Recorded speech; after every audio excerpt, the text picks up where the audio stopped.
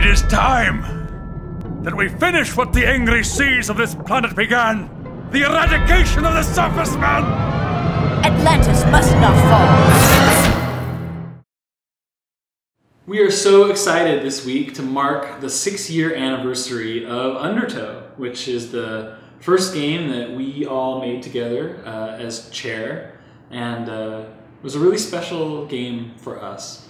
When we first started chair, this was in late 2005, right as these new consoles were coming out, the Xbox 360 and the PlayStation 3, and we were just starting our company, and our expectation was we would just go make games like everyone had always made them, and we were working on this really cool game demo that we were taking around to different publishers to, in the traditional game model, pitch them on a game, and then they would pay us money to, over several years, make that game, and we'd release it. And we were traveling all over the world pitching this game idea. And it was funny though, while we were doing that, we kept reading all the news about how all the games were turning towards digital distribution. Do you remember that? Or there was starting to be that, right? There was, all the new, Halo 3 was coming out and all this stuff, but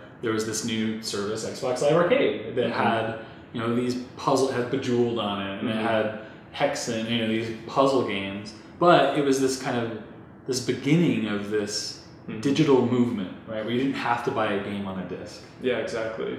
And we hadn't really considered that as an option for us before because the games had to be so small, and we really wanted to do something that was bigger and better and innovative and all of these things that we had started Chair to do. Yep.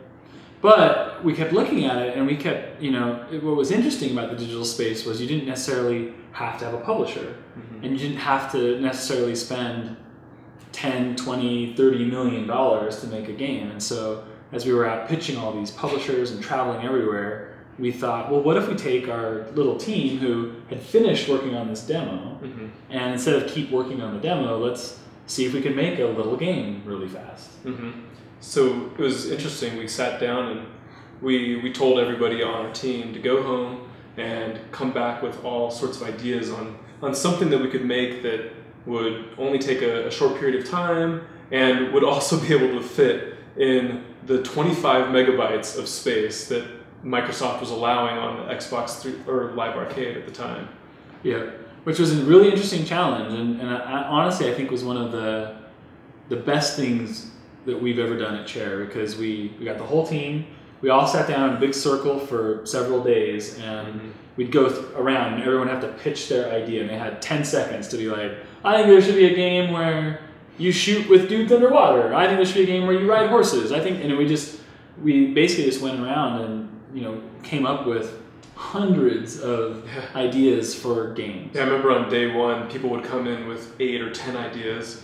Day 2, 5. Day 3, people were down to like 2 or 3 just random ideas. But some people were still generating lots of good ideas, and we went until it kind of dwindled down. And then we all started talking about some of the ideas that people were still thinking of that had been pitched. And we narrowed it down to about, 50 games that everyone kind of liked or that were possible to do. And then I think we voted on the top 10 of those. And we narrowed it down to 10 ideas that we then went and we explored all 10 of those ideas. If you remember, we wrote a one-sheeter and for all 10 of those that kind of outlined what it would be. We designed those games more thoroughly, and then we took the top 3 of those and really did a big design on each of those. Yeah, and from that, we decided that the one that would best fit our criteria, which was the game had to be able to be made really quick, and we had to be able to fit it into, at that time it was 25, and then they just changed it to 50 megabytes. We're like, how can we make a game in 50 megabytes? And at the time, people were like, well, you can literally only make a puzzle game. We're like, no, we're going to make a game that has got 16-player multiplayer, it's got co-op, it's got cutscenes, it's got, it's a full-featured game. And the really interesting thing, though, is Undertow was number 4 on our list. It was. And it was number 1 as far as those requirements go. It was number 4 as far as cool games we want to make. Shadow Complex was number 2. And those other 2 games we have not made yet. No, we haven't. But from that idea, I mean, lots of ideas got generated. I mean, even the early ideas for Infinity Blade were generated in that initial brainstorming session. And the game we're, going to be making next came from that as well. So lots of good ideas came from that. I think to me the real interesting thing was, so we started making this game, right? And to us it just was kind of like this thing we were doing on the side. And I'll never forget how fun that was, right? We were just making this little game and we were all working together as a team, and it was only within a few days that we were playing these multiplayer matches against each other with our little dudes swimming around. And it was just so much fun, and we were contrasting that with, you and I and Laura and Ryan flying all around the world pitching these publishers. And I remember we were in the stairwell of this, 800-year-old hotel in London, and we were just so close. We had a publisher based in England who was like, "We'll sign to do this big console game with you tomorrow." And we kind of were all looking at each other, going, "Wait, do we really want to do this? Yeah, do we really want to? Is this the future that we want? Yeah, do we want to go make this big console game and grow our team to this huge size and make a first-person shooter, basically? Or do we want to make games like Undertow? Because this game is really cool, and what if it takes off?" And it was one of the craziest and riskiest things that I think we ever did, but we said, no, we're going to turn away from the publisher. We're going to spend our own money. We're going to make this little XBLA game, and we're going to bet the future of our company on it.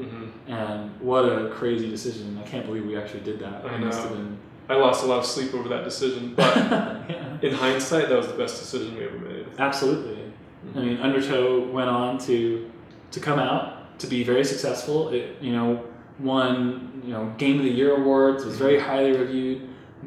Millions of people played it, and it was an important game. It showed, I think, in a lot of ways it was ahead of its time, right? Yeah. It was a 16-player multiplayer shooter when the market was expecting a Bejeweled. Yeah. And I think that helped to open the floodgates of Xbox Live Arcade. Yeah. Which in turn showed so many teams out there how important digital distribution really was. And of course, around that same time is when a small little device called the iPhone came out that same year, and has completely flipped the gaming space on us. Yep, it's true. And I mean, to us, we just wanted to really show that with that game, even with those constraints, right, we could make something that was beautiful, that had amazing art, had really high production values, and could really utilize the Unreal Engine. And that was huge for us, because when Undertow came out, the entire industry started coming to us. All these different publishers and all these different game developers saying, "How did you do that?" And we immediately went from Undertow right on to starting to develop Shadow Complex. Yeah. Because that was the real thing. We're like, if we could do this, we could make this amazing side-scroller. And this is the perfect delivery device for that. And it was only a few months from Undertow coming out to us showing people privately at GDC and stuff like that, our early stuff on Shadow Complex, that it went from people stopped saying to us, how can we publish your game, to how can we buy your company? Yeah, exactly. And that very much went, okay, we made the right decision in making Undertow. Yeah, exactly. Well, Undertow was part of the reason that happened was because we were able to cram so much of that cool, unique art style into that 50 megabyte space. So from the time we started Undertow to the time we released Undertow, Microsoft relented and gave developers 50 whole megabytes, which was crazy. And through a lot of clever optimizations and careful planning, we were able to cram 15 levels and 16-player multiplayer co-op, and we actually had made cutscenes and recorded all the dialogue for it, had 9 languages translated, and we crammed that all into 50 megabytes, 49 megabytes actually, if I remember correctly. Yeah. And people were so impressed by that. but I remember developing the art style for that game, and well, even heck, when we were pitching the game, do you remember how you pitched at least the art style for that game? Oh, didn't I? Because I mean, really, a lot of our ideas at Chair come from early childhood things that you and I talked about, or other team members talked about, that we all kind of just, these childhood memories of things we thought were cool. And I don't think I'm unique in this, but you know, when you're a little kid, lots of little kids do this, where they'll get their pieces of paper and they'll just draw these huge battles on a piece of paper. Well, I remember we used to draw them together, and we'd actually take turns sometimes drawing our little figures and vehicles and making the sound effects like, wow, my guy's shooting your guy with the laser gun, pew pew pew, and making whatever sounds we'd make, and then of course our battles would escalate on paper, as they always did. But we would spend a lot of time drawing those little two-dimensional drawings. Yeah, and I remember I was in 7th grade and I was taking this metal shop class, and I don't know how I got through school.